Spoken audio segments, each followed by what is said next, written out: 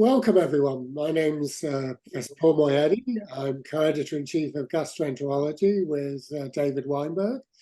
And it's my pleasure to host another Gastro Journal Club by residents, for residents, on key papers appearing in Gastroenterology. And this session, I'm honored to introduce Jesper Lagergren, who I've known since mid to late 90s, where he roughly qualified the same time I did. Was one of those rare people like me who got both an MD and a PhD. But his career has been considerably more impressive than mine. His New England Journal paper on reflux disease, reflux symptoms and risk of esophageal adenocarcinoma was published in the New England Journal of Medicine and cited over 2,000 times. A truly impressive piece of work, and he has gone on from strength to strength since then. His current titles are Professor and Consultant Surgery and member of the Nobel Assembly at Karolinska Institute. So those listening who want to get a Nobel Prize, be nice to him. And he's also honorary consultant surgeon in King's College London. And with him is Johan Hardvik Åkerström. I apologize if I'm mispronouncing that, who is obviously following in Jesper's footsteps. Jesper had a mentor, Olaf Nyren, and now it's full circle. Jesper is mentoring his new PhD candidate, who's also published this very impressive paper on reflux surgery versus medication and risk of esophageal adenocarcinoma. So they will present that work now. Thank you for that introduction. I'm going to try to share my screen then. So this is the title of our paper, Anti-Reflux Surgery versus Anti-Reflux Medication and Risk of Esophageal Adenocarcinoma in Patients with Barrett's Esophagus. Esophageal adenocarcinoma has an increasing incidence and a poor prognosis despite development and treatment, this highlighting the need for preventative measures. And it is preceded by Barrett's esophagus, this metaplasia of the epithelium in the distal esophagus caused by reflux. It can progress from non-dysplastic epithelium to low-grade dysplasia, high-grade dysplasia, and finally invasive adenocarcinoma. It thus may be a target condition for preventative actions, cancer preventative actions. Anti-reflux treatment is recommended for patients with Barrett's to decrease this risk of adenocarcinoma in the esophagus. And the dominating strategy for that is to use anti-reflux medication, predominantly PPIs, proton pump inhibitors, which reduces the acidity of the gastric content. However, this recommendation is based on limited evidence. Anti-reflux surgery, on the other hand, increases the ability of the gastroesophageal barrier to mechanically prevent reflux, and it can thus prevent any carcinogenic gastric content from reaching the esophagus, importantly including both acid and bile. It also reduces the esophageal acid exposure to a greater extent than PPI treatment. So we wanted to look into this. We wanted to examine the hypothesis that anti-reflux surgery prevents esophageal adenocarcinoma to a larger degree than anti-reflux medication in these patients with a high risk of adenocarcinoma, the Barrett's patients. This was a population-based cohort study based on information from the nationwide health data registries in the Nordic countries, Denmark, Finland, Norway, and Sweden. And we used the personal identity codes, which are mandatory for Nordic residents for linkages between these registries. A cohort was made up of adults with Barrett's esophagus diagnosis. These were identified in the patient registries. In the exposure was anti-reflux surgery with fundoplication. This was recorded in the patient registries. Our comparison group was made up of patients with Barrett's, but using anti-reflux medication, obviously not having undergone surgery. And we got information from a validation study using the prescribed drug registry. The outcome was esophageal and gastroesophageal junctional adenocarcinoma, this identified in the cancer registries. We used Cox regression, providing hazard ratios with 95% confidence intervals. And we had a multivariable model adjusted for age, sex, country, calendar year, and comorbidity. And these were our results in this cohort of almost 34,000 patients with Barrett's. You see the adjusted hazard ratios to the right and stratified after follow-up period. And what you can see here is that the overall hazard ratio of esophageal adenocarcinoma was in fact increased in the surgery group. It was not decreased, it was increased in the surgery group compared to this medication group. And the hazard ratios tended to increase for each follow-up period, as seen on the previous slide here.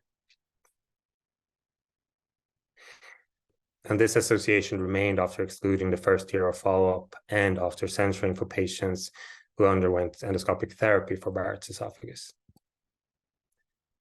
So anti-reflux surgery is often reserved for patients with severe reflux and conducted after long periods of symptoms. So the risk of esophageal adenocarcinoma increases with reflux symptom duration and severity. Thus, it's not surprising that patients selected for anti-reflux surgery in this observational study had a higher baseline risk of esophageal adenocarcinoma. However, if anti-reflux surgery would have a substantially greater cancer preventative effect in Barrett's patients compared to medication, we would expect decreasing risk estimates over time after surgery, and this was not found.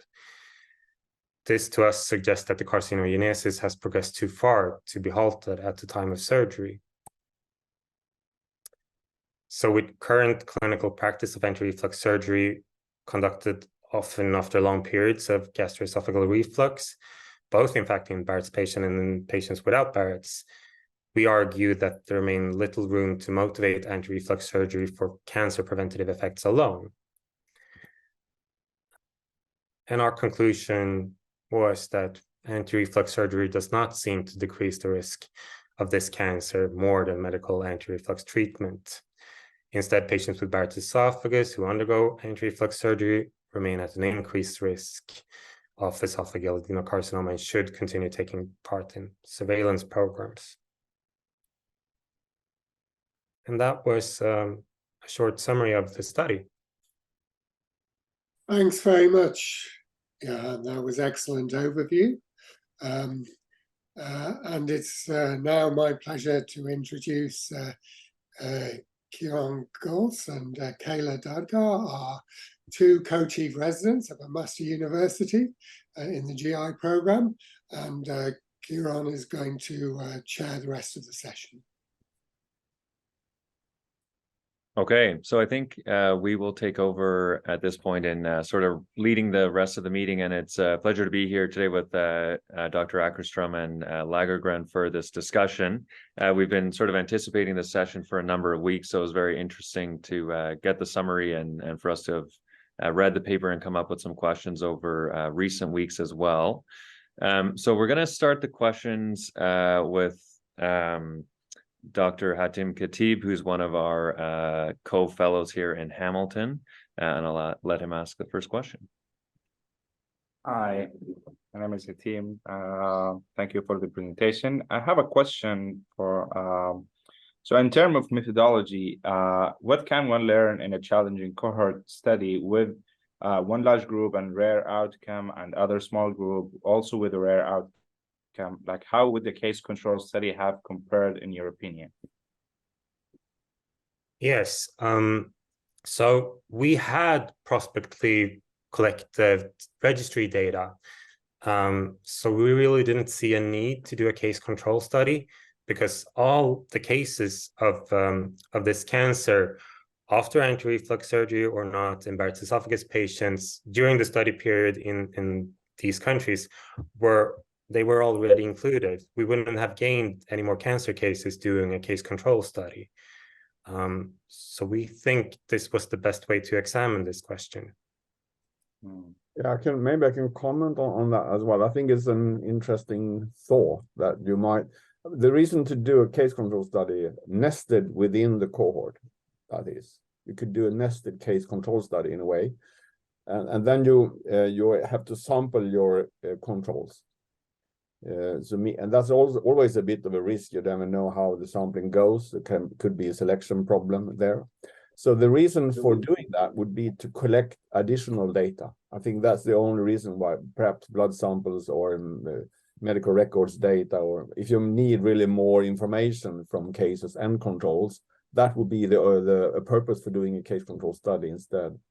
But from a methodological point of view, I agree with Johan. It's probably better. I mean, I would definitely prefer a core study in this case. So yes, a comment. Okay. Thank you. Thanks very much. Next, I was going to ask Dr. Abbas Bukhari, who's one of our PGY4s, our first-year GI trainees. Hi, everyone. Thanks for joining us and hosting this journal club. I want to ask the authors how they think the availability and advances in endoscopy during the study period may have affected the outcomes of the study and potentially the decision to not undergo or forgo surgery, if at all. Okay, so endoscopic therapy for Barrett's esophagus has become increasingly common during the study period. However, our results were adjusted for calendar year, and we did the sensitivity analysis that we mentioned, where we censored people who underwent endoscopic therapy for Barrett's. And the results were consistent with those of the main analysis. So we don't think that this influenced the outcome. I don't know if this was a part of the question, but this was something I thought about, this is talking about methods to treat Barrett's esophagus endoscopically, which have become more common during the study period. And the indication for anti-reflux surgery is symptoms. And I don't know if the question included endoscopical ways to perform anti-reflux procedures, but if that was so, that's uncommon in the Nordic countries. We rarely do those procedures endoscopically. Understood. I think that's the same. That's the same here. So I don't think that's what he was getting at. So moving on, our next question comes from Dr. Lauren Mays, who is our star resident from Jamaica. Hi. Patients are often on anti-reflux medications prior to anti-reflux surgery. So how do you think this exposure to medication would impact the results of the study in terms of the risk of esophageal adenocarcinoma? We don't think that really influences the results, because that is the case in both groups. We would argue that both groups are treated with PPI, usually for years, and then this part of the Barrett's patients that undergo surgery, they undergo surgery and have that anti-reflux treatment. But both groups prior to when they were included in the study used PPI. So we think that's non-differential and not really affecting the results. And we also removed the first year in the analysis. You might add that as well. So it's a good point. I mean, we don't know what would happen after PPI therapy, and there could be a spillover, couldn't it be? I mean, if it's hazardous to have a PPI compared to surgery, that could last for a while, but we removed the first year. And if you look at the results with the longer follow-ups, it shows rather the opposite pattern. So you have an increased hazard ratios rather than decreased over time as well. I don't think that's any major problem. Oh, that is a good point. The next question is similarly along those lines, but rather than pre, but more post, which I think you alluded to somewhat. But this is one of our PGY5 trainees, Dr. Tareen Mahmood. Thank you so much for this talk. It was an interesting paper, but as I guess Kieran mentioned, as I was reading it, I was wondering about the compliance of the surgery group to PPI after they had the procedure compared to the PPI group alone. And I do wonder if having surgery made patients think that they don't need to take the medication anymore and therefore in the long run increased the cancer risk. In the Nordic countries, the goal with anti-reflux surgery is to not be dependent on PPI post-surgery. So that is generally the case, that the ones who underwent surgery don't take PPI. To have reflux symptoms enough to initiate PPI treatment again, that's generally regarded as a failed procedure or recurrence of reflux. So we were comparing anti-reflux surgery and anti-reflux medication, not anti-reflux surgery and PPI with PPI. Sorry, can I just interrupt here? Because I think the question also could allude to the fact that we know surgery is at least as good as PPI, if not better, in the short term. But in the long term, it's pretty clear that even after surgery, people get a recurrence of reflux. And it's possible that the surgery group over time, as they start getting symptoms again, don't take PPIs because they are cured thanks to surgery, whereas of course that doesn't apply to the medication group. Would that be an explanation for the increased cancer risk? That I think is what Tony is getting at. That is a good question. Jesper, do you have any thoughts on this one? Yeah, I think, I mean, we did a study actually that we published in JAMA a few years ago where we assessed recurrence of reflux after anti-reflux surgery in Sweden. And we saw that we measured the recurrence by measuring use of PPI as a main and also secondary surgery. And if you put those together, I think the recurrence rate was around 18%. And the follow-up was quite long. I mean, we had many years of follow-up in the study. So I think still that the majority, they might not recur, but there is a risk of recurrence, yes. And that we can't know how that influenced your cancer risk. Obviously, we had the intention to treat when we started the study, so we followed them as they were treated.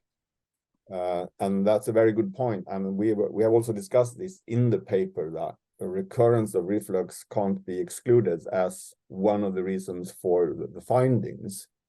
On the other hand, PPI is not perfect either. So we don't really know which is the best one in the long term. Anyway, so that's my comment on that. Thanks. That's a good point. Well, I'm glad we asked those questions. Next question is from Dr. Gurjov Minhas, as one of our PG-by4 trainees. It seemed the follow-up in the medication management group was shorter than for the surgical patients. Could we have just missed incident cancer in that group? And I think this is a good question for Jesper as well. You had a good answer on this one. So if you look at study of the table 2 or table 3 or whatever it is, the main analysis was follow-up periods. So we followed patients and compare them during different follow-up times after starting the study, after having the treatment. And those are compared head to head. So you see the point. So even if the follow-up is the same in each category of follow-up in the tables. So we don't compare apples and oranges. We really compare those with a similar follow-up time. So I don't think that explains anything really. And also in the non-operated group, there were much more patients. Obviously, we had up to 32 years of follow-up, so we could distribute them quite well. So I don't think that's a major issue in the study. It's a good question, though. It is a good question. Yeah, I guess with categorizing in that table, you do, more make it apples with apples by comparing within the actual time periods of follow-up. Okay, our next question is from my co-chief, Dr. Kayla Dagar. Hi, I was wondering how much you think other risk factors such as smoking or alcohol use were contributing to the risk of esophageal cancer in these patients. There seemed to be a variance between lifestyle factors, maybe in Finland, where over 40% of the surgical patients were from, versus Norway or Sweden, which made up a large proportion of the medical patients. Could that maybe account for some of the changes? Well, residual confounding can't be ruled out, of course. However, alcohol is not really an established risk factor for adenocarcinoma, esophageal adenocarcinoma, which was the outcome here, despite it being a major risk factor for squamous cell carcinoma in the esophagus. Smoking, on the other hand, is a moderately strong risk factor. We did use the Charlson Comorbidity Index, which includes some diagnoses that are associated with smoking, and therefore we adjusted for this to some extent. So we don't think that had a major influence on the outcome. And again, lifestyle factors may vary somewhat, but are fairly similar in between the Nordic countries, we would say. But we did adjust for country. So we did do adjustments for the respective countries. May I add to that response a little? Because I think you mentioned age, or I mean, there is a younger population. The patients undergo surgery are younger. We acknowledge that. But and if you look at the table 2 and you compare the crude hazard ratios with the adjusted hazard ratios, they are quite different. And that's mainly driven by age. The age difference is very important. So obviously, adjustment for age is critical in this study. I mean, if you look at the crude hazard, they're closer to 1 or much closer to 1, while when you adjust, they increase. And that's mainly due to age difference, which is really important when you study incidence of this cancer. Yeah. Okay. Thanks very much. Our final question is from Dr. Sama Anvari, who's one of our PGY4 trainees. Hi there. Thanks so much for this. I guess my question concerns sort of screening in the postoperative period. Because one thing that, when reading the paper is that obviously surgical patients might have better symptomatic recovery after their surgery and therefore are less likely to have repeat screening if they're not having any symptoms. And so we were just wondering, was there any data on the average number of EGDs per patient in the follow-up period? Do you think that might have contributed to the fact that there was no difference seen in, cancer rates between the groups?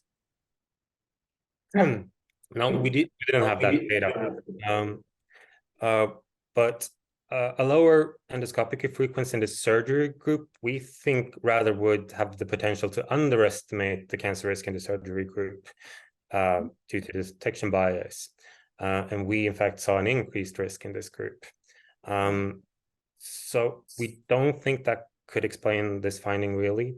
And apart from that, esophageal adenocarcinoma is often a fast-growing tumor that causes alarm symptoms. So detection bias should be limited, we think.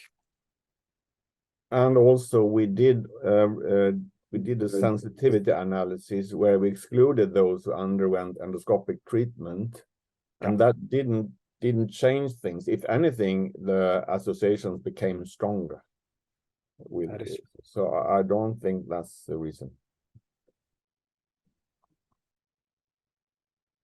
Okay, well, thanks so much for answering all of our questions. I don't know, Dr. Moietti, if you had any more you wanted to ask, but that was very informative.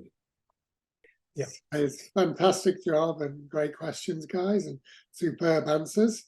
Yeah, I have one question actually around competing causes of mortality. So as pointed out, your medication group were older. So older people die more frequently. And so I just wonder whether some of this may relate to competing causes of mortality.